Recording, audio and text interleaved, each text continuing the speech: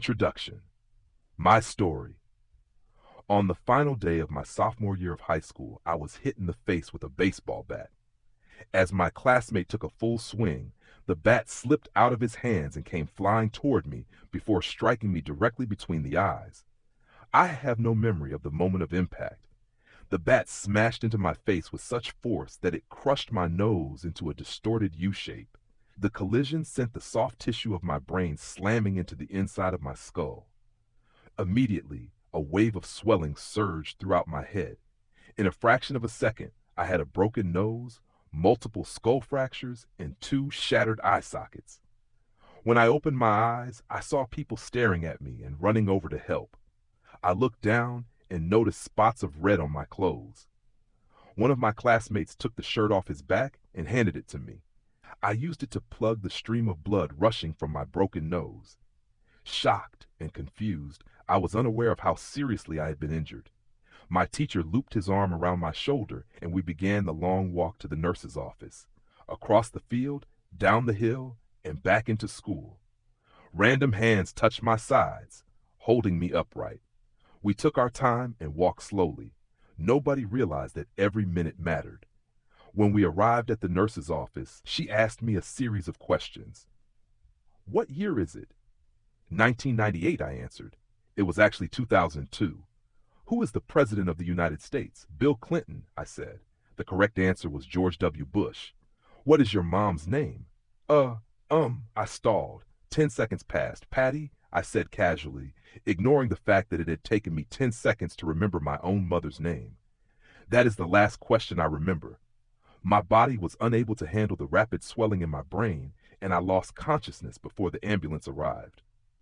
Minutes later, I was carried out of school and taken to the local hospital. Shortly after arriving, my body began shutting down. I struggled with basic functions like swallowing and breathing. I had my first seizure of the day. Then I stopped breathing entirely. As the doctors hurried to supply me with oxygen, they also decided the local hospital was unequipped to handle the situation and ordered a helicopter to fly me to a larger hospital in Cincinnati. I was rolled out of the emergency room doors and toward the helipad across the street. The stretcher rattled on a bumpy sidewalk as one nurse pushed me along while another pumped each breath into me by hand. My mother, who had arrived at the hospital a few moments before, climbed into the helicopter beside me. I remained unconscious and unable to breathe on my own as she held my hand during the flight. While my mother rode with me in the helicopter, my father went home to check on my brother and sister and break the news to them. He choked back tears as he explained to my sister that he would miss her 8th grade graduation ceremony that night. After passing my siblings off to family and friends, he drove to Cincinnati to meet my mother. When my mom and I landed on the roof of the hospital, a team of nearly 20 doctors and nurses sprinted onto the helipad and wheeled me into the trauma unit. By this time, the swelling in my brain had become so severe that I was having repeated post-traumatic seizures. My broken bones needed to be fixed, but I was in no condition to undergo surgery. After yet another seizure, my 3rd of the day, I was put into a medically induced coma and placed on a ventilator. My parents were no strangers to this hospital. 10 years earlier, they had entered the same building on the ground floor after my sister was diagnosed with leukemia at age 3. I was 5 at the time. My brother was just 6 months old. After 2.5 years of chemotherapy treatments, spinal taps, and bone marrow biopsies, my little sister finally walked out of the hospital happy, healthy, and cancer-free. And now, after 10 years of normal life, my parents found themselves back in the same place with a different child. While I slipped into a coma, the hospital sent a priest and a social worker to comfort my parents. It was the same priest who had met with them a decade earlier on the evening they found out my sister had cancer. As day faded into night, a series of machines kept me alive. My parents slept restlessly on a hospital mattress. One moment they would collapse from fatigue, the next they would be wide awake with worry. My mother would tell me later, "It was one of the worst nights I've ever had." My recovery. Mercifully, by the next morning, my breathing had rebounded to the point where the doctors felt comfortable releasing me from the coma. When I finally regained consciousness, I discovered that I had lost my ability to smell. As a test, a nurse asked me to blow my nose and sniff an apple juice box. My sense of smell returned, but to everyone's surprise, the act of blowing my nose forced air through the fractures in my eye socket and pushed my left eye outward. My eyeball bulged out of the socket, held precariously in place by my eyelid and the optic nerve attaching my eye to my brain. The ophthalmologist said my eye would gradually slide back into place as the air seeped out, but it was hard to tell how long this would take. I was scheduled for surgery 1 week later, which would allow me some additional time to heal. I looked like I had been on the wrong end of a boxing match, but I was cleared to leave the hospital. I returned home with a broken nose, half a dozen facial fractures, and a bulging left eye. The following months were hard. It felt like everything in my life was on pause. I had double vision for weeks. I literally couldn't see straight. It took more than a month, but my eyeball did eventually return to its normal location. Between the seizures and my vision problems, it was 8 months before I could drive a car again. At physical therapy, I practiced basic motor patterns like walking in a straight line. I was determined not to let my injury get me down, but there were more than a few moments when I felt depressed and overwhelmed.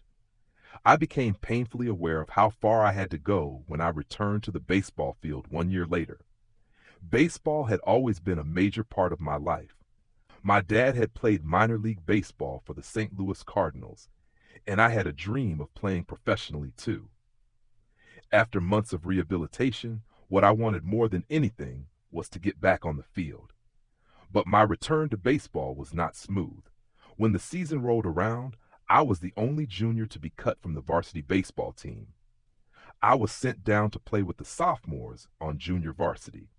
I had been playing since age 4, and for someone who had spent so much time and effort on the sport, getting cut was humiliating. I vividly remember the day it happened. I sat in my car and cried as I flipped through the radio, desperately searching for a song that would make me feel better.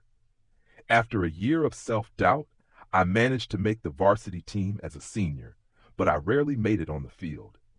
In total, I played 11 innings of high school varsity baseball, barely more than a single game. Despite my lackluster high school career, I still believed I could become a great player. And I knew that if things were going to improve, I was the one responsible for making it happen. The turning point came 2 years after my injury, when I began college at Denison University. It was a new beginning, and it was the place where I would discover the surprising power of small habits for the first time. How I learned about habits. Attending Denison was one of the best decisions of my life. I earned a spot on the baseball team, and although I was at the bottom of the roster as a freshman, I was thrilled. Despite the chaos of my high school years, I had managed to become a college athlete. I wasn't going to be starting on the baseball team anytime soon, so I focused on getting my life in order. While my peers stayed up late and played video games, I built good sleep habits and went to bed early each night. In the messy world of a college dorm, I made a point to keep my room neat and tidy. These improvements were minor, but they gave me a sense of control over my life. I started to feel confident again. And this growing belief in myself rippled into the classroom as I improved my study habits and managed to earn straight A's during my first year. A habit is a routine or behavior that is performed regularly, and, in many cases, automatically. As each semester passed, I accumulated small but consistent habits that ultimately led to results that were unimaginable to me when I started. For example, for the first time in my life, I made it a habit to lift weights multiple times per week, and in the years that followed, my 6-foot 4-inch frame bulked up from a featherweight 170 to a lean 200 pounds. When my sophomore season arrived, I earned a starting role on the pitching staff. By my junior year, I was voted team captain, and at the end of the season, I was selected for the all-conference team. But it was not until my senior season that my sleep habits, study habits, and strength training habits really began to pay off. 6 years after I had hit in the face with a baseball bat, flown to the hospital, and placed into a coma, I was selected as the top male athlete at Denison University and named to the ESPN Academic All-America team, an honor given to just 33 players across the country. By the time I graduated, I was listed in the school record books in 8 different categories. That same year, I was awarded the university's highest academic honor, the President's Medal. I hope you'll forgive me if this sounds boastful. To be honest, there was nothing legendary or historic about my athletic career. I never ended up playing professionally. However, looking back on those years, I believe I accomplished something just as rare. I fulfilled my potential. And I believe the concepts in this book can help you fulfill your potential as well. We all face challenges in life. This injury was one of mine. And the experience taught me a critical lesson. Changes that seem small and unimportant at first will compound into remarkable results if you're willing to stick with them for years. We all deal with setbacks, but in the long run, the quality of our lives often depends on the quality of our habits. With the same habits, you'll end up with the same results. But with better habits, anything is possible. Maybe there are people who can achieve incredible success overnight. I don't know any of them, and I'm certainly not one of them. There wasn't one defining moment on my journey from medically induced coma to academic All-American. There were many. It was a gradual evolution, a long series of small wins and tiny breakthroughs. The only way I made progress, the only choice I had, was to start small. And I employed this same strategy a few years later when I started my own business and began working on this book, How This Book Will Benefit You. The entrepreneur and investor Naval Ravikant has said, "To write a great book, you must first become the book." I originally learned about the ideas mentioned here because I had to live them. I had to rely on small habits to rebound from my injury, to get stronger in the gym, to perform at a high level on the field, to become a writer, to build a successful business, and simply to develop into a responsible adult. Small habits help me fulfill my potential. And since you picked up this book, I'm guessing you'd like to fulfill yours as well. In the pages that follow, I will share a step-by-step plan for building better habits, not for days or weeks, but for a lifetime. While science supports everything I've written, this book is not an academic research paper. It's an operating manual. You'll find wisdom and practical advice front and center as I explain the science of how to create and change your habits in a way that is easy to understand and apply. The fields I draw on, biology, neuroscience, philosophy, psychology, and more, have been around for many years. What I offer you is a synthesis of the best ideas smart people figured out a long time ago, as well as the most compelling discoveries scientists have made recently. My contribution, I hope, is to find the ideas that matter most and connect them in a way that is highly actionable. Anything wise in these pages you should credit to the many experts who preceded me. Anything foolish, assume it is my error. The backbone of this book is my 4-step model of habits: cue, craving, response, and reward, and the 4 laws of behavior change that evolve out of these steps. Readers with a psychology background may recognize some of these terms from operant conditioning, which was first proposed as stimulus, response, reward by B.F. Skinner in the 1930s, and has been popularized more recently as cue, routine, reward in The Power of Habit by Charles Duhigg. Behavioral scientists like Skinner realized that if you offered the right reward or punishment, you could get people to act in a certain way. But while Skinner's model did an excellent job of explaining how external stimuli influenced our habits, it lacked a good explanation for how our thoughts, feelings, and beliefs impact our behavior. Internal states, our moods and emotions, matter too. In recent decades, scientists have begun to determine the connection between our thoughts, feelings, and behavior. This research will also be covered in these pages.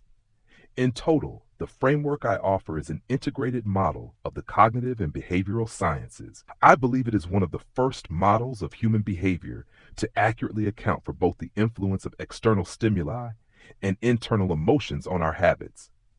While some of the language may be familiar, I am confident that the details and the applications of the four laws of behavior change will offer a new way to think about your habits. Human behavior is always changing, situation to situation, moment to moment, second to second. But this book is about what doesn't change. It's about the fundamentals of human behavior, the lasting principles you can rely on year after year, the ideas you can build a business around, build a family around, build a life around. There is no one right way to create better habits, but this book describes the best way I know, an approach that will be effective regardless of where you start or what you're trying to change. The strategies I cover will be relevant to anyone looking for a step-by-step system for improvement, whether your goals center on health, money, productivity, relationships, or all of the above. As long as human behavior is involved, this book will be your guide.